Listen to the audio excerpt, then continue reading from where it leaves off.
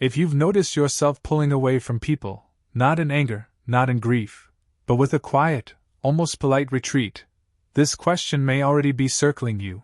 Why does solitude feel safer than connection, even when loneliness hurts? Imagine waking up one day and realizing your phone has become lighter. Fewer messages. Fewer expectations. The silence feels like relief at first, clean, uncluttered, honest. You tell yourself you're just protecting your energy. You need space. You work better alone. You think better alone. And yet, somewhere between the relief and the quiet, a strange tension forms. Because you didn't just step back from noise, you stepped back from people who once mattered. And you're not entirely sure when that happened, or why. Here's the paradox. The more deeply someone values solitude, the more intensely they once felt connection. People who prefer being alone are rarely indifferent. They are often overly sensitive to emotional undercurrents, to unspoken expectations, to the subtle violence of being misunderstood. Solitude doesn't begin as rejection. It begins as self-preservation. But preservation from what, exactly? You might tell yourself you're fine. That you're finally being authentic. That this distance is maturity. But then a name crosses your mind at night. A friend you stopped replying to. A family gathering you declined for the third time. And an uncomfortable question surfaces. Am I choosing solitude? Or am I slowly training myself to live without attachment? Most people assume withdrawal is a symptom of pain, burnout, trauma, betrayal. Sometimes it is. But what if something more unsettling is at work? What if the pull towards solitude isn't about avoiding others, but about avoiding a version of yourself that only exists when others are close? Think about it. Around people you are mirrored, seen, interpreted, misread, judged. Around others, parts of you become visible that you can ignore when you're alone. Your need for approval. Your fear of being replaceable. Your tendency to shrink or perform. Solitude removes the mirror. And without the mirror you feel whole. Untouched. Sovereign. But here's the contradiction no one warns you about. The same solitude that protects your inner world can slowly erode your capacity to share it. This is where the curiosity deepens. Because pulling away doesn't happen dramatically. There's no single decision. No final goodbye. It happens through micro-choices. You delay a reply. You cancel plans with a perfectly reasonable excuse. You stop explaining yourself because explaining feels like exposure. Each choice feels rational. Even healthy. Until one day you notice that people have stopped asking. And that moment, when no one knocks anymore, can feel like freedom, or like something has quietly gone wrong. Ask yourself this: if solitude is your refuge, why does it sometimes feel like a fortress you're trapped inside? If being alone is where you feel most yourself, why does the idea of reconnecting feel so heavy, so costly? There's an unfinished loop here, and you can feel it tightening. Because this isn't just about personality or introversion. It's not just about being wired differently. Something deeper is shaping this retreat. Something psychological. Philosophical. Something rooted in how meaning, identity, and safety have been quietly rewired in the modern mind. And here's the most unsettling thought of all: what if the people who pull away the most aren't running from others, but from a truth they're not ready to face yet? A truth about dependence. About vulnerability. About the price of being fully seen. If you want the full truth, hit like so. This story reaches more people. What comes next isn't comfortable. Because to understand why people who prefer solitude start pulling away from everyone, you first have to confront the hidden forces that made solitude feel necessary in the first place. And once you see those forces clearly, you won't be able to unsee them. The real reason people who prefer solitude begin pulling away isn't obvious. Because it doesn't start as avoidance. It starts as clarity. At some point, you begin to notice patterns others seem blind to. How conversations repeat themselves. How relationships often demand performance instead of presence. How closeness comes with invisible contracts: be this, feel that, don't go too far. Solitude, by contrast, feels clean. Honest. free of negotiation. But here's the hidden problem. Solitude doesn't just remove noise, it removes friction. And without friction, something essential begins to weaken. Psychologist Carl Jung warned, loneliness does not come from having no people around, but from being unable to communicate the things that seem important to oneself. At first, solitude feels like relief from shallow communication.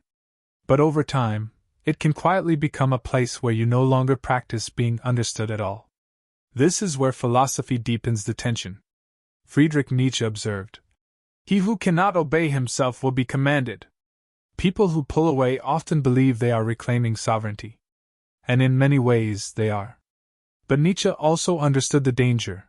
When self-mastery becomes isolation, strength turns inward and begins feeding on itself. Independence becomes a shield, not just against control, but against intimacy. Modern psychology reinforces this. The mind adapts frighteningly well to whatever environment you place it in.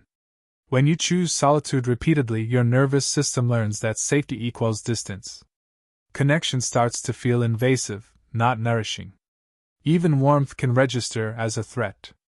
Not because others are dangerous, but because closeness requires uncertainty. And uncertainty is precisely what solitude eliminates. Philosopher Jean-Paul Sartre once wrote, "If you are lonely when you're alone, you are in bad company." But what if the inverse is also true? What if you begin choosing loneliness because being with others forces you into contact with parts of yourself you've been avoiding? Around people, you are reminded of limits. You must compromise. Misunderstandings happen. You can't fully control how you are perceived. Solitude offers the illusion of total authorship over your identity. No misinterpretation. No emotional debt. No need to explain. Yet Viktor Frankl cautioned, "What is to give light must endure burning." Meaning, growth, and connection all demand a kind of discomfort. When solitude becomes a way to avoid that discomfort entirely, it stops being restorative and starts becoming anesthetic. This is the hidden root, not introversion, not intelligence, not trauma alone, but a gradual recalibration of meaning. Relationships stop feeling essential to who you are. They start feeling optional, costly, replaceable. And here's the loop that quietly closes in this section. You didn't pull away because you don't need people. You pulled away because you learned how to survive without them, and survival began masquerading as wisdom. But this adaptation has consequences. Subtle at first. Almost invisible. Until one day, the distance you chose becomes the distance you don't know how to cross anymore. Common truth if you believe she deserved justice.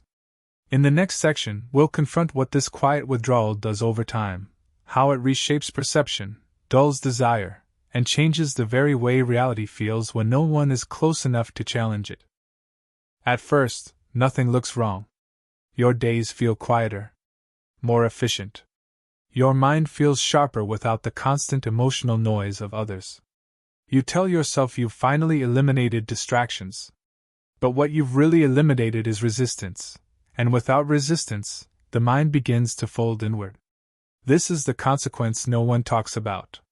When solitude becomes the default, the brain rewires itself around predictability. Neuroscience calls this cognitive economy. The mind favors environments that demand the least emotional energy. Other people are unpredictable. They disrupt your internal narrative. They force adaptation. Solitude doesn't. So the brain slowly begins to treat isolation as optimal. But optimal for survival is not the same as optimal for meaning. Over time, something subtle shifts. You stop anticipating connection. You stop imagining shared futures. You stop telling stories that involve other people. Your inner world becomes self-contained, coherent, yes, but increasingly airless. Arthur Schopenhauer warned, "A man can be himself only so long as he is alone." Most people read this as an endorsement of solitude. But what they miss is the cost embedded in it. If you can only be yourself alone, then connection requires self-erasure. And the psyche eventually chooses consistency over contradiction. Here's where the trap tightens. Cognitive biases begin to reinforce the withdrawal. Confirmation bias whispers that most people are shallow anyway. Negativity bias magnifies every past disappointment. Emotional reasoning convinces you that because the connection feels exhausting, it must be wrong for you. None of these are conscious decisions. They're quiet reinforcements, strengthening the walls you didn't realize you were building. Aldous Huxley once wrote, "Experience is not what happens to you, it is what you do with what happens to you." When you retreat from others, fewer things happen to you. Life becomes manageable, but also narrower. You're no longer challenged in ways that reshape identity. You're no longer surprised by perspectives that destabilize your own. And that's when the most dangerous consequence emerges: emotional atrophy. Not numbness. Not sadness. Something colder. You still feel deeply, just not relationally. Empathy becomes abstract.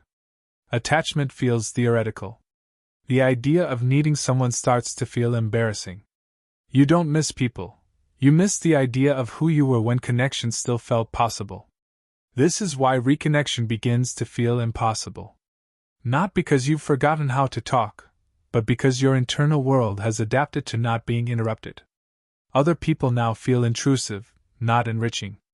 Their needs feel heavy. Their presence feels like static and a signal you've trained yourself to protect. Jean-Paul Sartre wrote, "Every existing thing is born without reason, prolongs itself out of weakness, and dies by chance." Without relationships, that weakness, our need for one another, feels exposed. So you deny it. You intellectualize it. You retreat from it. And the loop closes here. The more you protect yourself from disappointment, the less capacity you retain for depth. The less depth you feel, the more justified the distance seems. Type yes if you want to see all targets hit at once. Because next, we confront the rebellion, the moment when solitude stops being a refuge and becomes a choice you consciously reshape, rather than one that quietly reshapes you. There is a moment, quiet, almost anticlimactic, when you realize solitude has stopped being a choice and started being a reflex. That's the moment rebellion becomes possible. Not rebellion against people. Rebellion against the story you've been telling yourself. The radical shift begins here. Solitude is not the enemy, but neither is it the truth. The mistake was never being alone.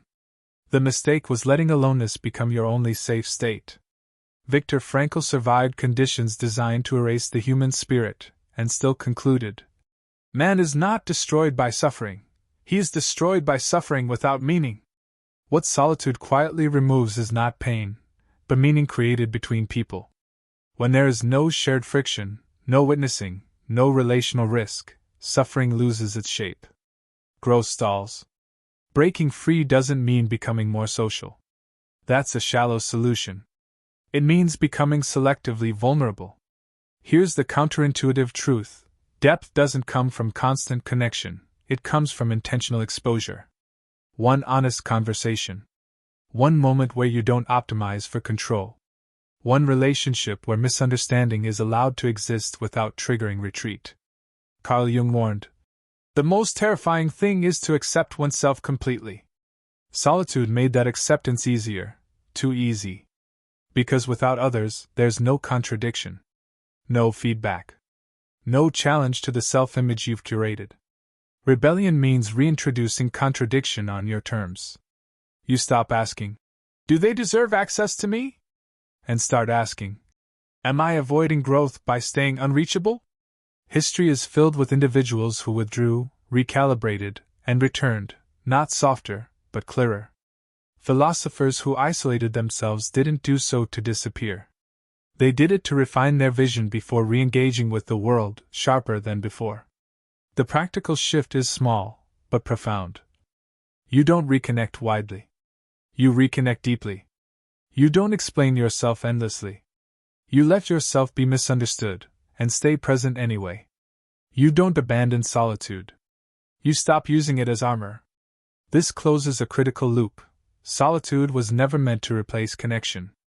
It was meant to prepare you for it. And when you stop treating people as threats to your peace, and start seeing them as mirrors to your becoming, something unlocks. Not comfort.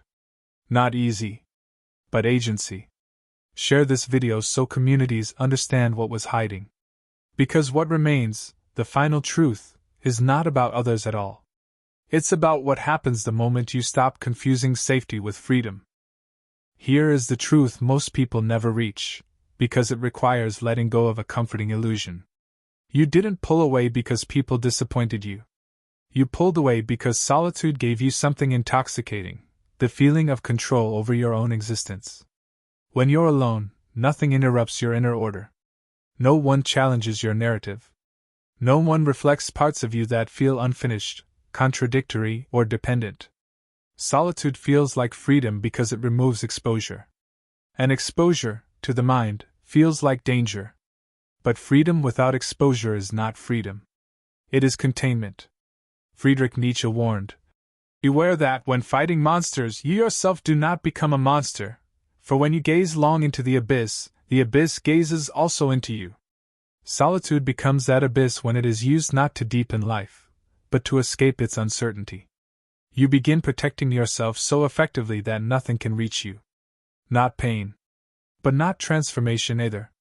Here is the final realization that closes every loop opened before. You were never meant to feel whole alone. You were meant to feel clear alone, so that when you return to others you do so without losing yourself. Meaning does not live inside you in isolation. It lives between you and the world. Between you and another mind. Between your certainty and someone else's difference. Jean-Paul Sartre once wrote, "We are our choices." And the choice to withdraw indefinitely is not neutrality. It is a decision to stop being shaped by life. To stop being surprised. To stop being seen.